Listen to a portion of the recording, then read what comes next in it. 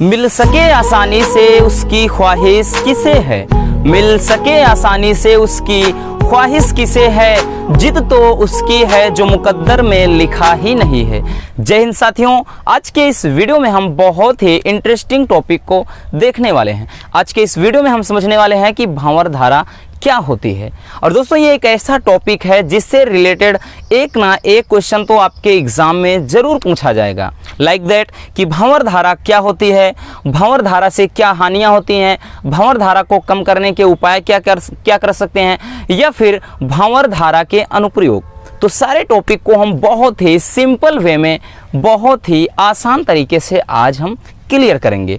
तो चलिए यहाँ से पहले एक डायग्राम समझ लेते हैं, फिर उसके बाद यहाँ से हमने परिभाषा भी लिख दिया है। आपको रटने की ज़रूरत नहीं है, पूरा कॉन्सेप्ट आपके माइंड में सीधा जाएगा। ठीक, चलिए यहाँ से एक क्या है, वैद्युत क्षेत्र, एक हमने यहाँ से मैग्नेटिक फील्ड यानी चुंबकीय क्षेत्र, ये आपको बी से यह दर्शाया गया है जो क्रॉस, ठीक। और इसके बीच में एक क्या है, धातु का टुकड़ा या कोई चालक रख दिया गया है। ठीक, फिर करते क्या है दोस्तों कि जब ध्यान देना कि इस चुंबकीय क्षेत्र में ये जो धातु का टुकड़ा रखा गया है, कि जब ये क्या होता है, चुंबकीय क्षेत्र जनरेट हुआ है चारों तरफ, तो इस चुंबकीय क्षेत्र के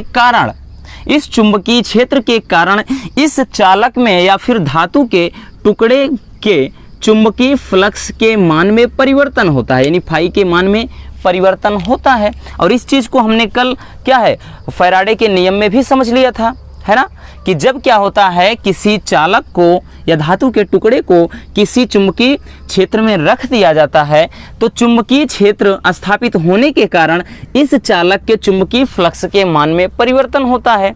और इस परिवर्तन के कारण दोस्तों इस चालक में एक प्रेरित धारा उत्पन्न हो जाती है। ठीक, और ये जो धारा होती है फ्रेंड्स, ये जो धारा होती है ये क्या होती है, एक ऐसे गोलाकार यानी एक चक्कर के रूप में धारा होती है। ठीक, और ये क्या होती है, एक चक्कर के रूप में यानी एक भंवर के रूप में ये धारा होती है दोस्तों, ध्यान देना। ठीक, ये जो धारा होती है एक भंवर की भांति होती है, और यही जो धारा होती है इसी धारा को कहते हैं भंवर धारा। कुछ नहीं समझ में आया? चलिए, हमने क्या बताया कि जब कोई चुंबकीय क्षेत्र में कोई धातु का टुकड़ा या चालक रखा जाता है, तो चुंबकीय क्षेत्र में परिवर्तन होने से इस चालक के चुंबकीय फ्लक्स के मान में परिवर्तन होता है, जिससे इस चालक में एक प्रेरित धारा उत्पन्न हो जाती है, और इसी धारा को कहते हैं भंवर धारा। भंवर धारा इसलिए कहते हैं क्योंकि ये जो धारा होती है चक्करदार धारा यानी भंवर की तरह से होती है। अब यहाँ से हम इसके परिभाषा को देख लेते हैं कि जब किसी चालक से बद्ध चुंबकीय फ्लक्स के मान में परिवर्तन होता है, यानी यहाँ से फाई है ना, डेल्टा फाई, चुंबकीय फ्लक्स के मान में परिवर्तन होता है। सो फ्रेंड्स, इससे क्या होता है, इस चालक में जल में उत्पन्न भंवर के समान चक्करदार प्रेरित धाराएं उत्पन्न हो जाती हैं, और इसी धारा को क्या कहते हैं, भंवर धारा कहते हैं। और सबसे पहले इस नियम को दोस्तों, फोको नामक वैज्ञानिक ने, यानी फोको नामक वैज्ञानिक ने, ठीक, फोको नामक वैज्ञानिक ने इस प्रयोग को किया था, इसलिए इसे भंवर धारा को फोको धारा भी कहा जाता है।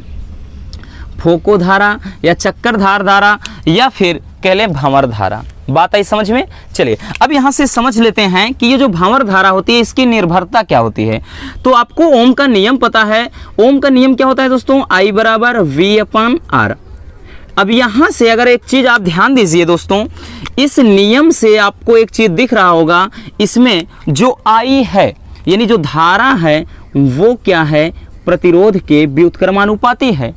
इसका मतलब ये है फ्रेंड्स कि अगर प्रतिरोध का मान घटेगा तो प्रेरित धारा यानी भंवर धारा बढ़ जाएगी, और प्रतिरोध का मान जब बढ़ेगा तो भंवर धारा घट जाएगी यानी कम हो जाएगी। इस चीज़ को आप ध्यान देना। इसकी प्रतिरोध पर निर्भरता क्या होती है कि प्रतिरोध का मान बढ़ने पर भंवर धारा कम हो जाएगी, और प्रतिरोध का मान घटने पर भंवर धारा बढ़ जाएगी। दोनों क्या एक दूसरे के व्युत्क्रमानुपाती हैं।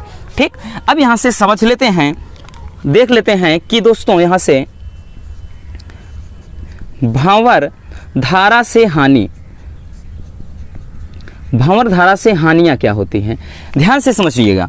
भंवर एकदम सिंपल तरीके से समझाएंगे, आपके माइंड पे प्रेशर नहीं देंगे।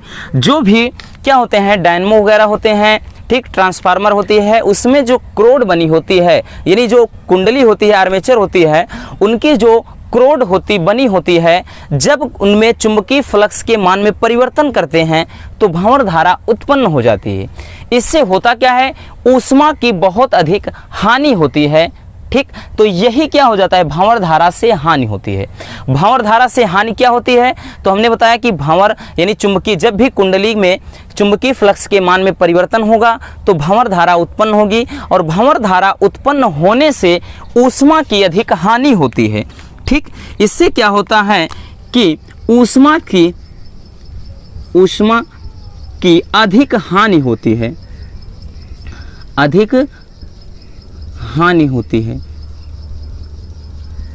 ठीक।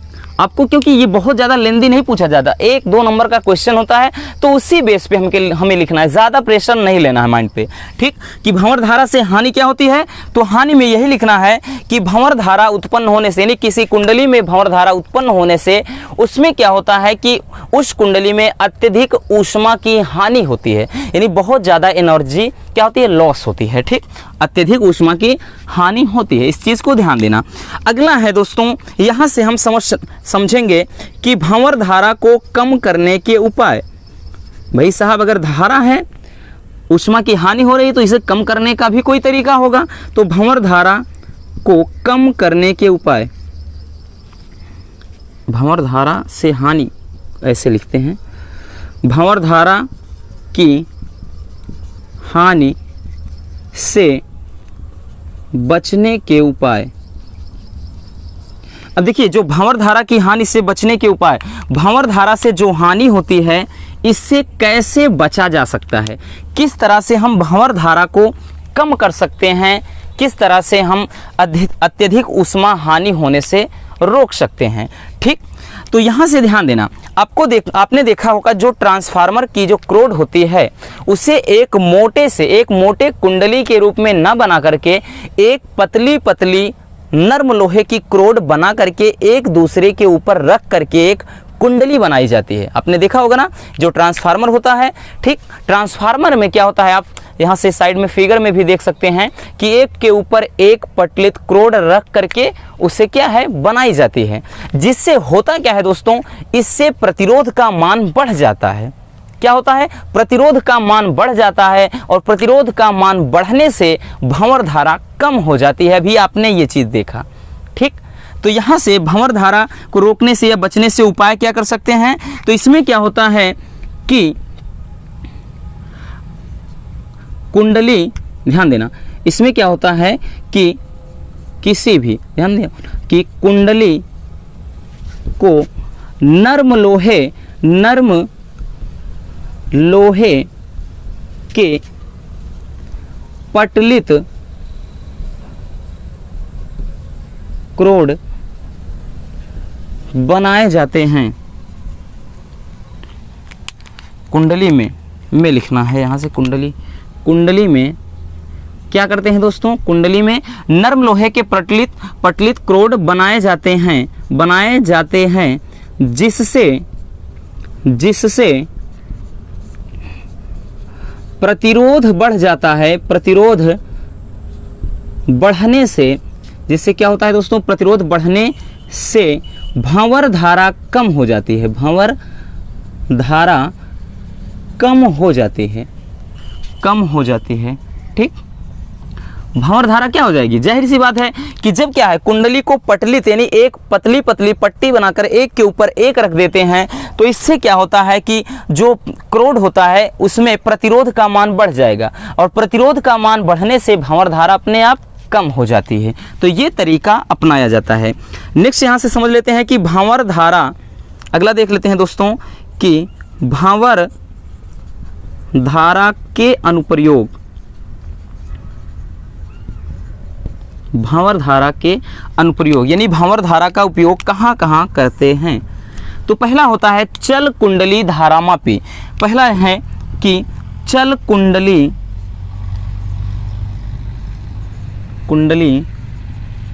धारामापी। चल कुंडली धारामापी में क्या होता है, जो दोलन होता है उसे रोकने के लिए यहाँ पर भंवर धारा को जनरेट किया जाता है, यानी भंवर धारा उत्पन्न की जाती है। ठीक, दूसरा है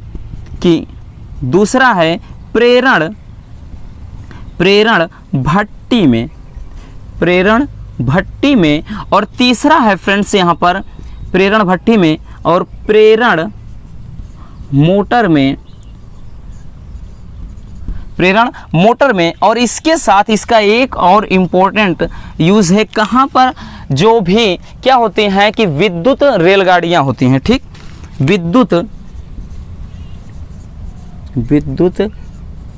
रेलगाड़ियों में ब्रेक लगाने में अब कहेंगे ऐसे कैसा होता है। देखिए वो क्या होता है कि जो इलेक्ट्रिक जो क्या होती है रेलगाड़ी होती है, विद्युत रेलगाड़ी होती है, उसमें हाइड्रोलिक सिस्टम होता है। उसमें क्या आपने देखा होगा कि चक्के के बगल में बड़े बड़े ड्रम होते हैं और उसी में भंवर धारा उत्पन्न की जाती है। जैसे ही क्या होता है कि चुंबकीय फ्लक्स के मान में उसमें परिवर्तन होता है, तो उस जो ड्रम होता है बड़ा सा, उसमें क्या है भंवर धाराएं उत्पन्न हो जाती हैं और इससे क्या होता है कि ब्रेक लगने में मदद मिलती है। ठीक, वो हाइड्रोलिक सिस्टम होता है। तो ये क्या है, भंवर धारा के उपयोग हैं। ठीक, बात समझ में आ गई ये चीज़ कि यहाँ से क्लियर हो गया कि भंवर धारा क्या है, भंवर धारा से हानि क्या होती है और भंवर धारा से होने वाली हानि से बचने के उपाय क्या हैं और भंवर धारा के अनुप्रयोग। ये इतना क्वेश्चन आपके एग्जाम में पूछा जाता है, इसके बाहर का पॉसिबल ही नहीं है कि क्वेश्चन पूछा जाए।